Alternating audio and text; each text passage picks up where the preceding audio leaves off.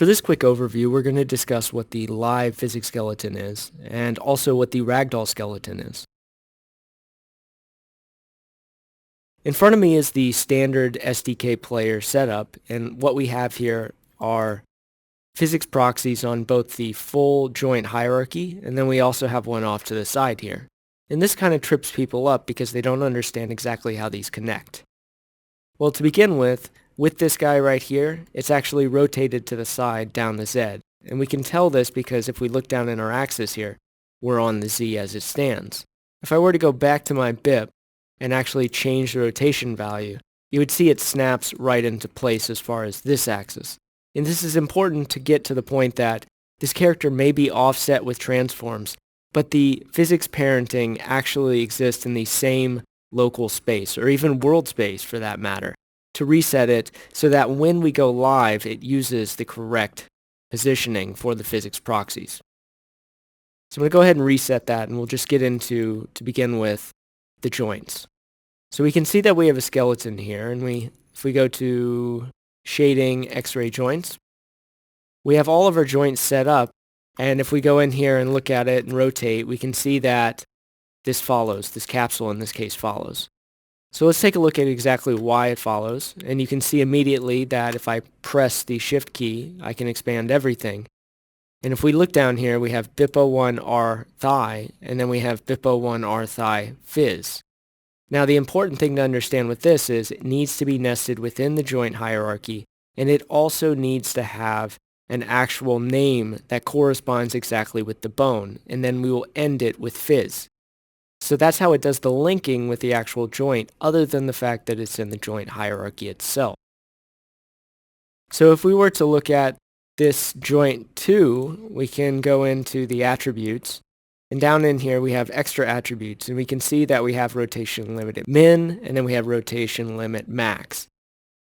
And this is the ragdoll property. So if we were to shoot this guy, we don't want the legs just spinning all around.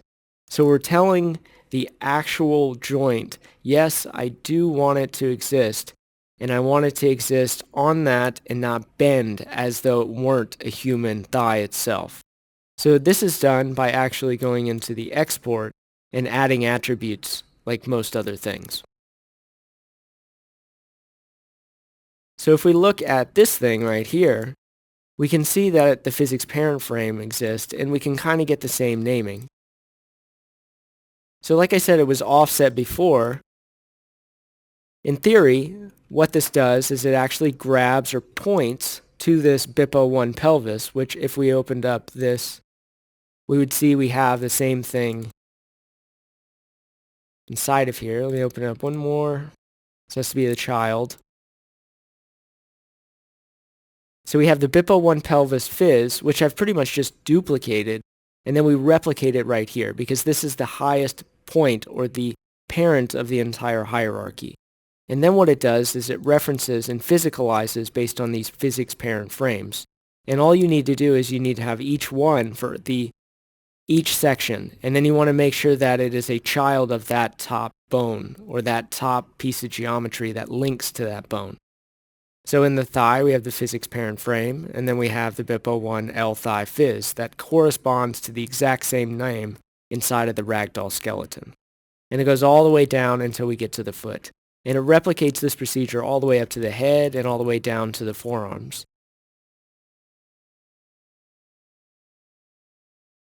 Now that we've covered the basic idea of the positioning of these different meshes, we can go into maybe a little bit how we can use user-defined properties to signify exactly how the geometry would be rendered in the engine. This is very simple, and we'll use the capsule once again as being something that we can drive to have a specific proxy mesh contain. So if we go to the UDP and we can open this, we can see that we have a capsule within this.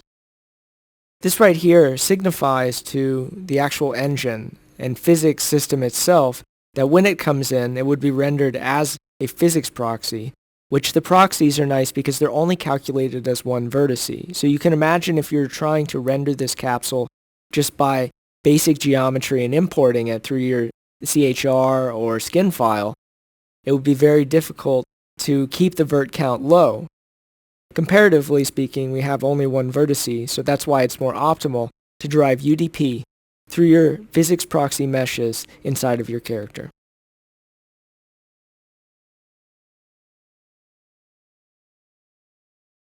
So now that we're inside of the editor, let's take a look at two humans here.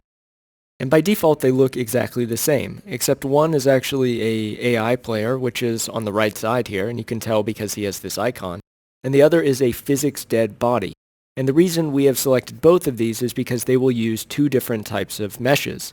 And that's because we will see the ragdoll, and then we will also see the live skeleton mesh. So if I were to press play, we would see that they just stand there, but we can't see anything. So let's go ahead and go into the console, and we'll type in p_draw_helper, and then we'll set that to true. So in doing this, we can now see the difference between the two meshes that we talked about before. This guy right here, we need to make sure he's also not resting and he's not stiff, so he actually drops. But then in that regard, we will see the joint limitations. So if I press play, we now have the ragdoll mesh here, and this is where the joint limitations come into play because it will actually bend just as a knee should, or just like an ankle should. That way you don't have something that's flipping around in the body.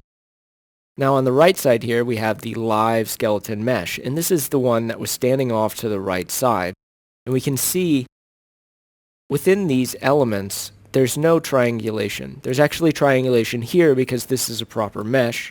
Well, these are physics proxies, and this is what we defined inside of the UDP to be able to use inside of the editor. And the nice thing about these, like said before, is we have this complicated capsule that gives a lot of resolution for collision, but it's only calculated as one vertice within the physics engine.